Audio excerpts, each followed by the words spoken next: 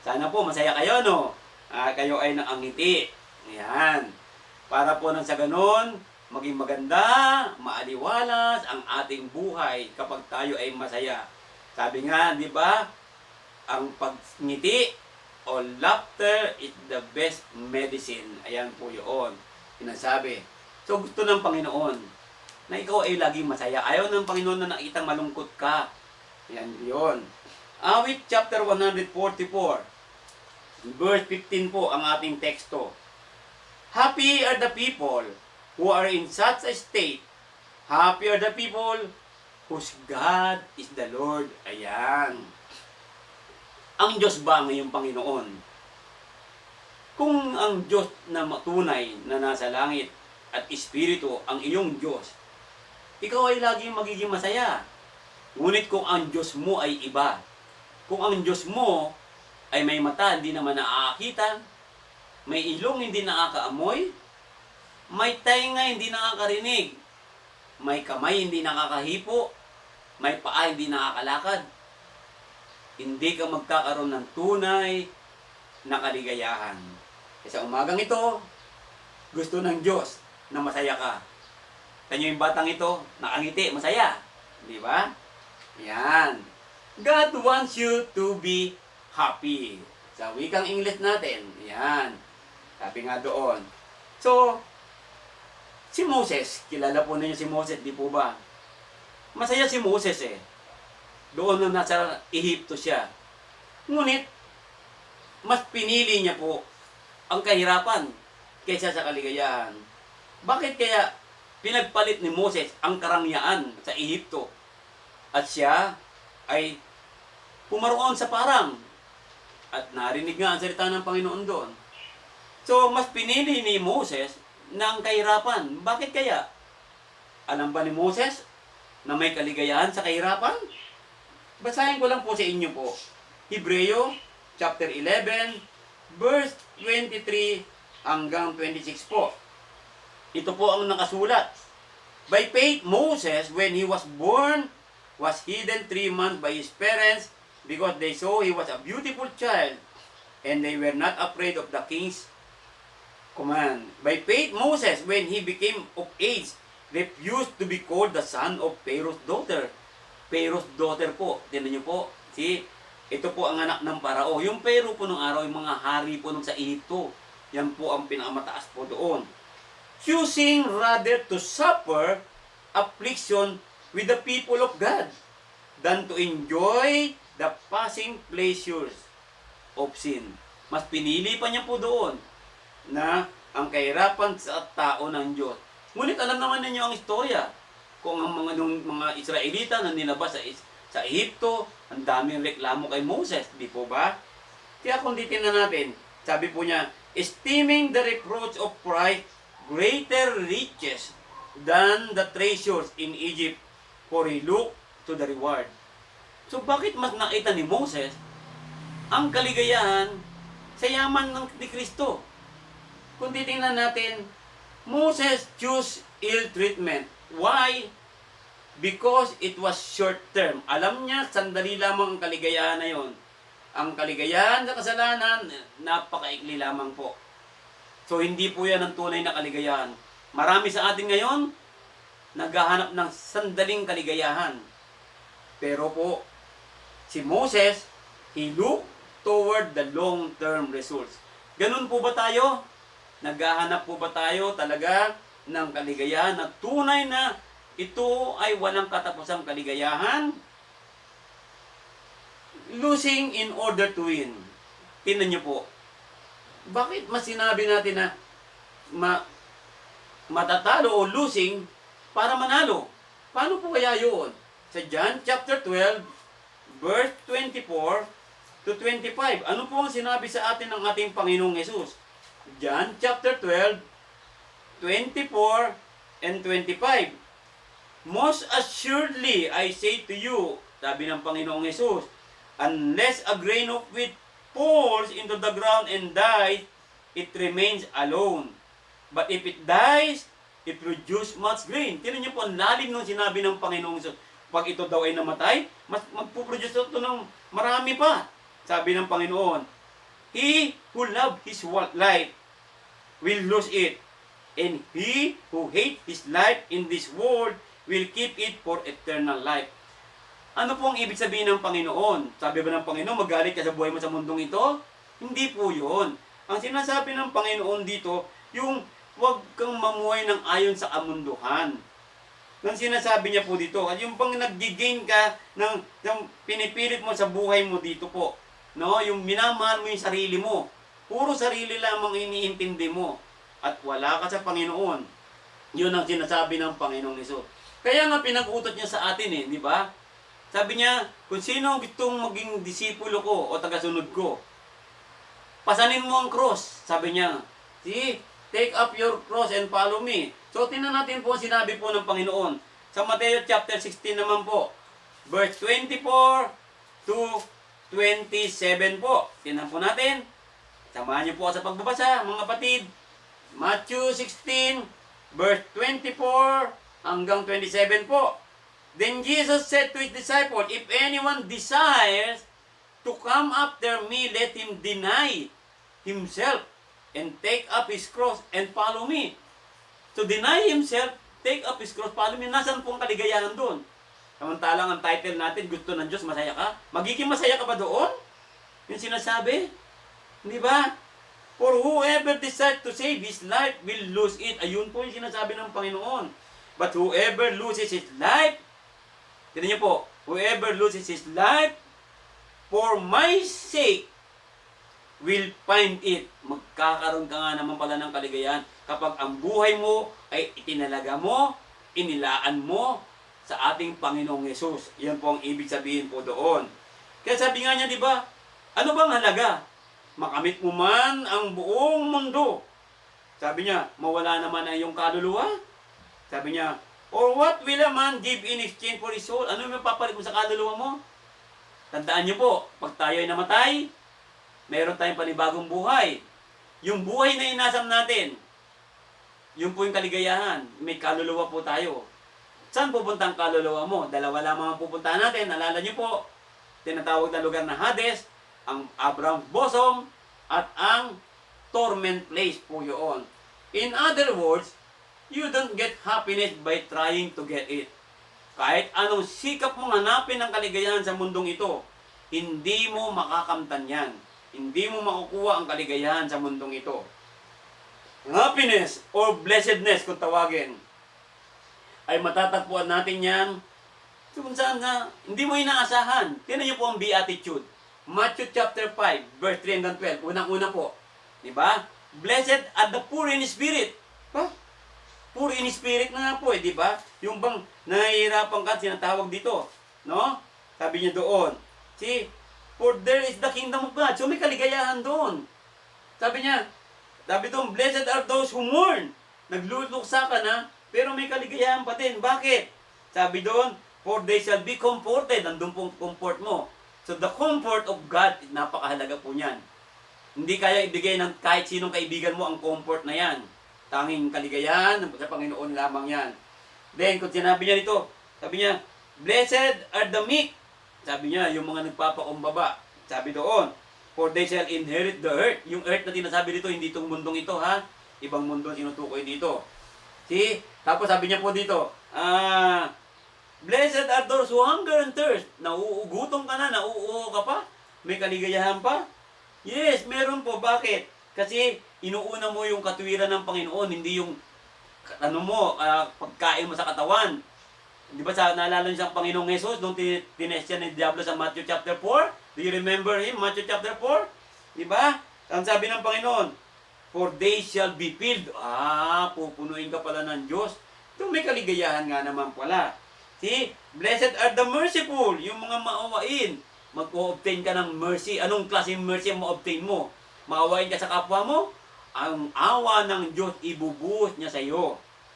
Blessed are the peacemaker. Ito yung malaging hindi nakikipag-away, kundi laging dito niya maging maayos.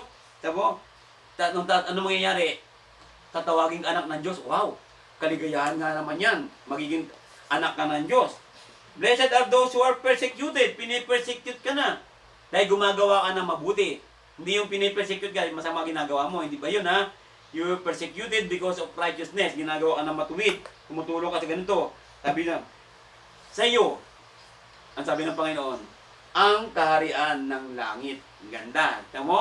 Doon natin matatagpuan ng kaligayahan sa mga hindi natin inaasahan eh. Di ba? Poor in spirit, mourning, gentle, hunger, thirst for righteousness, mercy, pure in heart, peacemaker, persecuted, insulted. No? Doon. Pero, we can still be happy. No matter what problem we are facing right now. Whatever problem you have right now, tayong mga kapatid na nagsasamba ngayon, sa mga nakikinig, anuman ang problema mo ngayon, sabi niya, hindi ka pababayaan ng Diyos. Gusto ng Diyos maging masaya ka. Ecclesiastes chapter 7 verse 3. Ano sinabi ni Solomon dito? Frustration is better than laughter. Sabi ko kanina, laughter is the best medicine eh. Pero sabi niya, better than laughter. Bakit? Because a sad face is good for the heart. Ano kaya ibig sabihin nun? Di ba?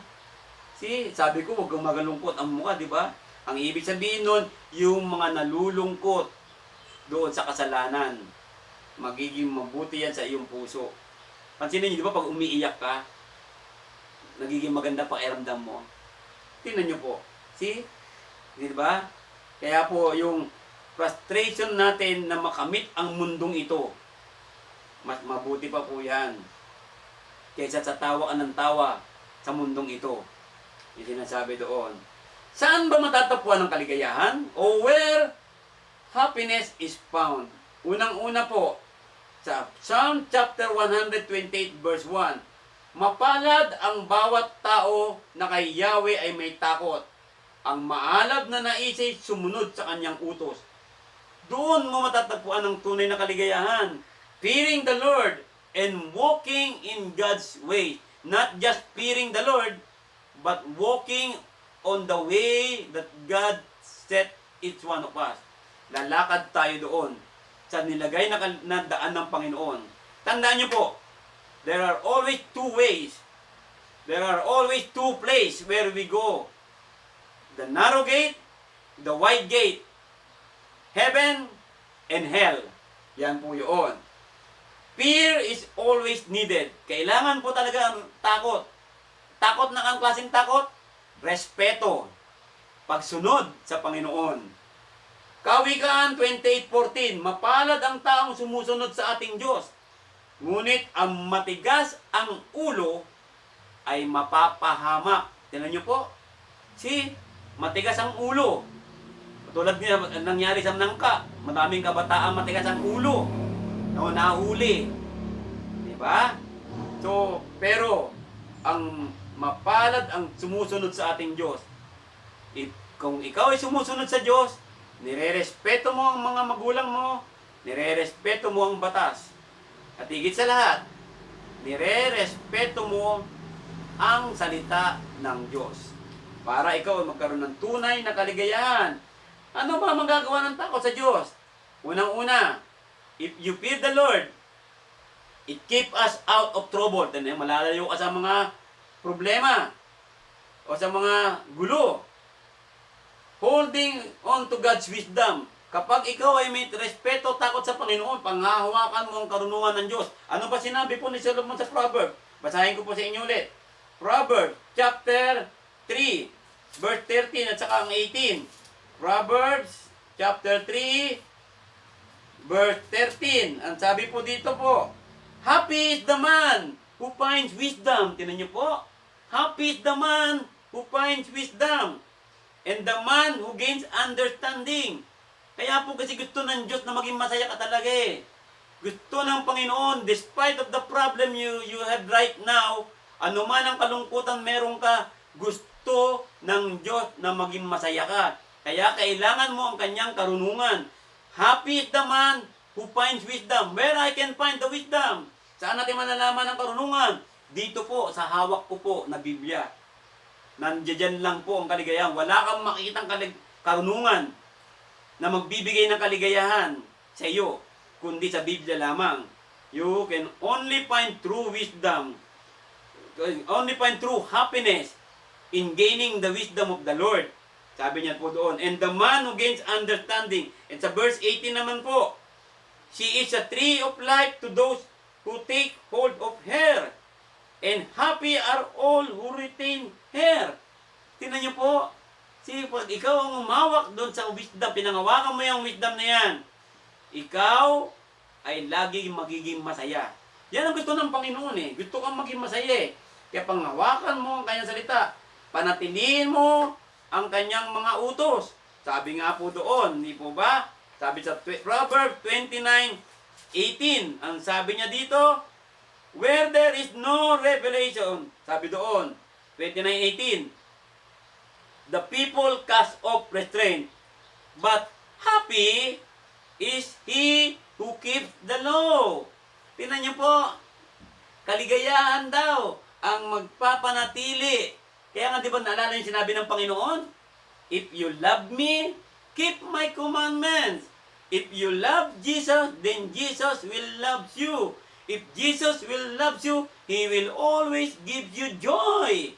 Kaligayahan na hindi mo matatagpuan sa mundong ito. Tingnan niyo po. Di? Kaya po doon, no, ito natin. Happiness in the law of God. Psalms chapter 1, verse 1 and 2. Diba? Happy are God's people. Sabi, binasa natin kanina sa Psalm 144, verse 15. Yan po ang nagagawa kung ikaw ay may takot sa Panginoon. Kung ikaw ay may respeto, tinan niyo po kaligayahan. Sabi doon, magsaya ka kung ano ang iyong bunga. Ano sabi ng Panginoon? Diba? Paano yung bunga? Yung mga produce mo, yung mga pagsisikap mo sa mundong ito, nagtatrabaho ka, magsaya ka dyan. Tinan mo awit. Awit 128 verse 2. Kakainin niya ang bunga ng kanyang pinaghihirapan. Ang taong ito'y maligaya at maunlad ang pamumuhay. Tinan niyo po, paano ka magkakaroon ng bunga? Kung wala kang respeto sa Panginoon. Yung bunga yan na magbibigay siya ng ligaya eh. Diba? Seek you first the kingdom of God and all and His righteousness, and all these things shall be added unto you. That is joy. Kaligayahan yun. Yun ang gusto ng Panginoon, maging masaya ka. Nothing better than be happy in your work. Kaya kung meron ka trabaho, mahalin mo ang trabaho mo. At nagtatrabaho tayo sa Panginoon, lalong-lalo sa kanyang kaharian. Kaya naisip kong walang pinakamabuti sa tao, kundi pakinabangan ang kanyang pinagpaguran. Tinan niyo po, nagpapagod tayo sa trabaho, pakinabangan mo. Pero habang pinakikinabangan mo yan, huwag mong kakalimutan ang iyong kapwa. Tumulong ka. Enjoy the prosperous days. Magalak ka. Ecclesiastes chapter 7:14. Magalak ka kung mainam ang takbo ng lahat ng bagay. Sa panahon ng kahirapan, ay isipin mong parehong ipinadadala ng Diyos ang kaligayahan at kahirapan. There is always, sabi ito, kaligayahan at kahirapan. Lagi pong meron sa buhay natin yan. Hindi mawawala yan. Pero, sa kahirapan mo sa mundong ito, hindi ka pababayaan ng Diyos na malungkot ng todo-todo. Nandiyan dyan siya lagi sa iyo. Kasama ka niya lagi. Yun mo, hindi ka niya pababayaan kailanman. Bakit? Mahal ka ni God kung mahal mo din ang Panginoon at kung may takot ka at may respeto ka. Gusto talaga ng Diyos maging masaya ka. Yan ang sinasabi ng Panginoon. Diyos ang kaligayahan at kahirapan. Tingnan niyo po, God is the joy. Yan ang sabi doon. Sino ang nakakaalam kung ano ang mangyayari bukas? Wala, di ba? Kaya gusto ng Panginoon maging masaya ka na ngayon. Di mo alam kung kailan ang buhay eh. Di ba? Gusto ng Panginoon maging masaya ka at tuloy-tuloy ang kaligayahan mo dahil pag na oras ng iyong pagpanaw sa lupang ito, dadaling ka niya doon sa kaligayahan. Walang sakit, walang gutom, walang uhaw, walang problema, walang virus, nandun ang kaligayahan. Saan yun? Sa Abraham's bosom. Kung tawagan natin, paraiso. Ganda no po. Yan. Kaya gusto ng Panginoon. Sa pamilya. Tignan nyo, ano sinabi ng pamilya? Sabi, Psalms chapter 128. Tignan po natin. Verse 3 and 4. Your wife shall be like a fruitful vine in the very heart of your house. Your children like olive plants all around your table. See, ang pamilya ang magbibigay ng kaligayahan. Ngunit kung ang pamilya po ay sira, nasaan ang kaligayahan?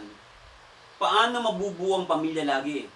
Kung ang Panginoon ang nasa gitna mo, kung ang Diyos ang nasa tahanan, at lahat kayo ay may takot sumusunod sa Panginoon, nandyan ang tunay na kaligayahan. Behold, thus shall the man be blessed. Tignan niyo po, verse 4. Behold, thus shall the man be blessed who fears the Lord.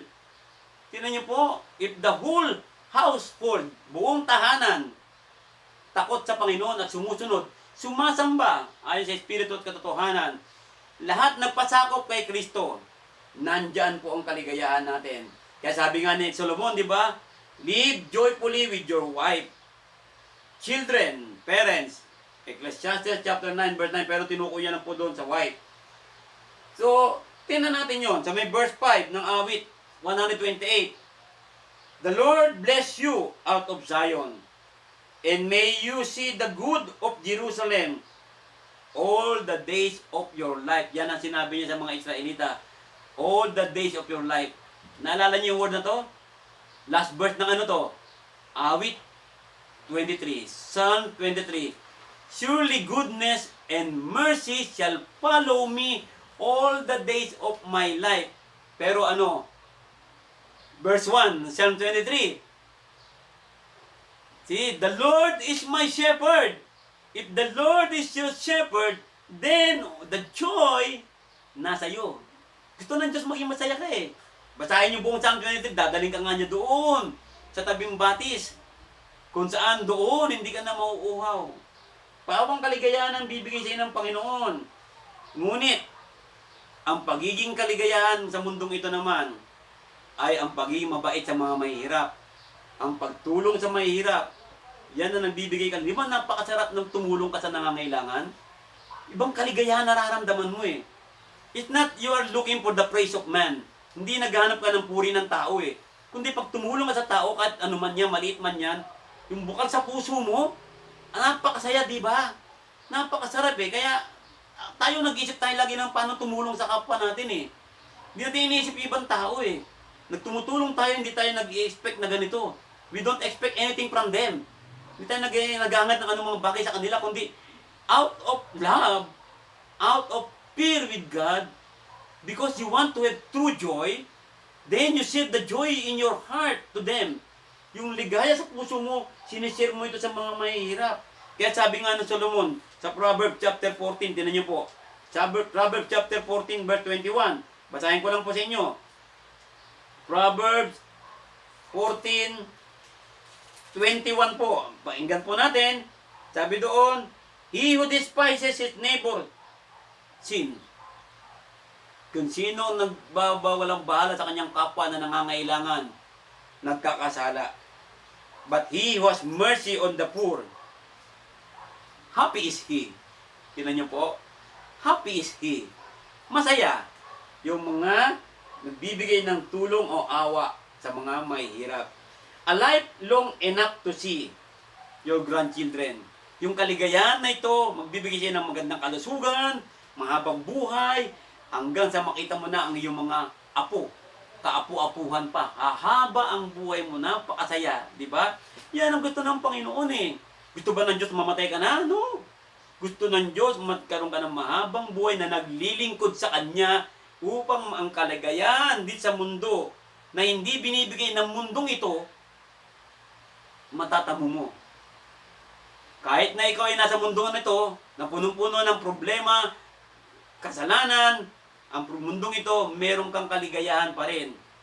Because you fear the Lord, because you respect the Lord, because you hold tight on the wisdom, because you obey His commands of God in your life. Tumutulong ka dyan ng maobserba natin. Yan niyo po. Hindi natitigil ang kaligayahan. Kailanman, the unquenchable joy, hindi mamamatay ang kaligayahan mo. Kapag nandun ng pagtulong, pagmamahal sa Panginoon. Ever wondered, tinan niyo po, si Paul and Silas. Paul and Silas, binugbog na, kinulong pa, pero masaya pa sila, di ba? Umawit pa nga sila di ba? Doon sa may Acts chapter 16, verse 23-25. Acts chapter 16, verse 23-25. Paano sila nakakanta ron? Binugbog na sila, kinulong pa. At yung pagkakulong nila, iba ha? Yung pagkatali nila, nakaipit ng kahoy yung paa, nakaipit ng kahoy yung kamay. Ganyan po. Pero kumakanta pa sila. Tingnan paano sila kumanta na nun?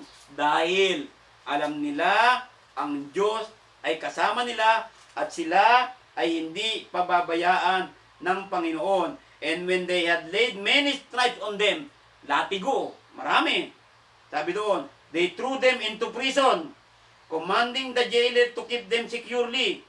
Having received such a charge, he put them into the inner prison. Doon pa sa pinakaloob-looban ng kulungan, madilim. And fastened their feet in the stock. Talagang kinampaan nila. But in the midnight, Paul and Silas, anong ginagawa po? Were praying. Praying with joy. And singing hymn to God. Di ba? Tingnan niyo po, ang ganda po ng ginawa nila Pablo. Ano po? Di ba? Ngayon po, sabi nga po ng Song of Solomon, 8:7, many waters, hindi kayang lunurin ang iyong pag-ibig. So, yung symbolize natin yung mga maraming tubig, maraming problema. Hindi kayang lunurin ang pag-ibig niyan, ang pag-ibig ng Diyos. Hindi mawawala sa iyo. Kung mahal mo lagi ang Panginoon. Kung mahal mo ang Panginoon. Kung mahal mo ang Panginoong Hesus na nagpapasakot ka. Sabi ni Kristo, if you want to be my disciple, take up your cross and follow me. Kung titingnan natin, hindi mawawala ang kaligayahan na dulot ng tunay na pag-ibig ng Diyos sa iyo, sa ating lahat. God is with us. Yan ang kanyang pangako. Doon sa Isaiah, pangako ng Panginoon yan. Isaiah chapter 43, verse 2. Pangako ng Panginoon. Magtapos na po tayo. Sabi niya dito po.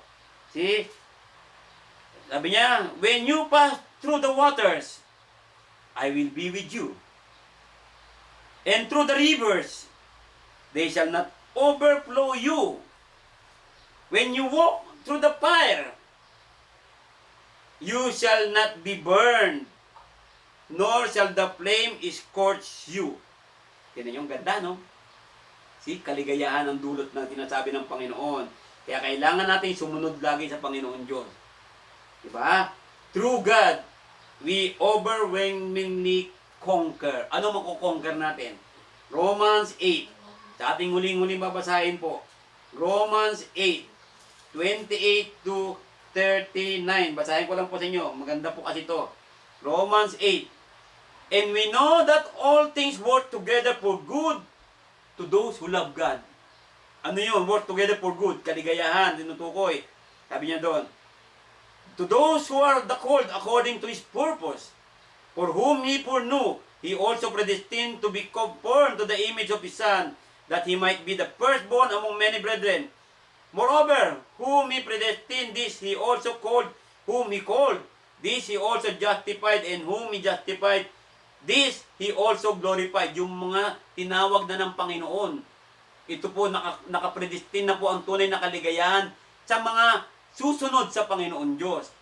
Hindi po sinasabing na pinipili ng Panginoon ang maliligtas. Wala po sinabi dito. Yung predestination, hindi po yun ang tinutukoy. Ang sinabi ng Panginoon, meron na nakatalaga talaga na kaligayahan para sa mga taong susunod sa Panginoon, nagmamahal sa Panginoon na binabanggit. See? So, maobserbahan na doon na binabanggit. Ang gandong babasahin natin yan sa may verse 38. Basahin ko na po sa inyo. For I am persuaded that neither death, nor life, nor angels, nor principalities, nor powers, nor things present, nor things to come, nor height, nor depth, nor any other created thing shall be able to separate us from the love of God. Tingnan niyo po, hindi ka mawawalay sa pag-ibig ng Panginoon. Yan yung pag-ibig, kaligayahan. Gusto ng Diyos, masaya ka lagi. Hindi ka niya iiwalay. Sa pamamagitan nino? Ni Jesus Christ. Through Jesus Christ our Lord. That's why you need to have Jesus Christ in your life. Accept Jesus now. Obey Jesus now. See? Kailangan po natin po yun sa umagang ito po, sa ating pag-aaral, sa umagang ito. Sa ating pagtatapos po, yes, God want us to be happy. Gusto ni God masaya ka. He offer us happiness. Ano sabi niya? Come unto me, and I will give you rest. The rest is the joy. Ito ng Panginoon, tinan niyo po. See? Anong klaseng joy? Not temporary. Happiness of the world with its guilt and shame, but true, lasting happiness both in eternity and here on earth. Yan, basahin niyo po ang 1 Peter chapter 3, verse 10 to 17. Hindi ko na po babasahin sa inyo po. Bigay ko sa inyo, read this. 1 Peter chapter 3, verse 10 to 17. Yan po, maobserbahan niyo, maganda po yung sinabi po diyan ni Pedro. Sabi nga niya, ang mga nagdanait ng payapa at saganang pamumuhay, dila nila'y pigilan sa paghabi ng kasamaan. See? Ang anumang panlinlang at madayang pananalita sa kanyang mga labi ay di dapat lumabas. In short, huwag kang magkasala para ikaw ay magkaroon ng tunay na kaligayahan. Be with Jesus Christ always. Ayan. Yan sinasabi. Igalang ninyo si Kristo. Yan yung verse 15. 1 Peter chapter 3:15. Igalang ninyo si Kristo mula sa inyong puso at sambahin ninyo siya bilang Panginoon. Sambahin ninyo siya bilang Panginoon. You want happiness? Makukuha mo yan. Gusto ng Diyos maging masaya ka. Ba't sa mga napag-aralan natin ngayong umagang ito? Respect the Lord. Fear the Lord. Hold tight on the wisdom on the word of the Lord. Obey God. Obey His Son, our Lord and Savior Jesus Christ. The only mediator that we have now. Wala nang iba po. Manalangin lamang sa Diyos, Ama. Sa pamamagitan ni Kristo, wala na pong iba. Huwag ka manalangin sa mga ibang tao. Ang sinasabi, walang dakilang kaligayahan, no greater joy. Last verse, 3 John, verse 2 and 4. Mahal kong Gayo, dinalangin kong ikaw sana'y nasa mabuting kalagayan, malusog ng katawan, tulad ng iyong buhay, espiritual, na alam kong nasa mabuting kalagayan. Tingnan niyo, alam ni John, Gayo, masaya. Tuwang-tuwa ako nang dumating ang ilang kapatid at ibalitang ikaw ay tapat sa katotohanan at talagang namumuhay ayon dito. Verse 4, wala nang higit na makapagpaligaya sa akin, kundi ang marinig, ang balitang namumuhay ayon sa katotohanan. See? Kaligayahan, if you live according to the truth. Know the truth, and the truth will set you free. Papalaya ka sa kalungkutan ng mundong ito. Alamin mo lang, God wants you to be happy. Manalangin po tayong lahat. Let's pray.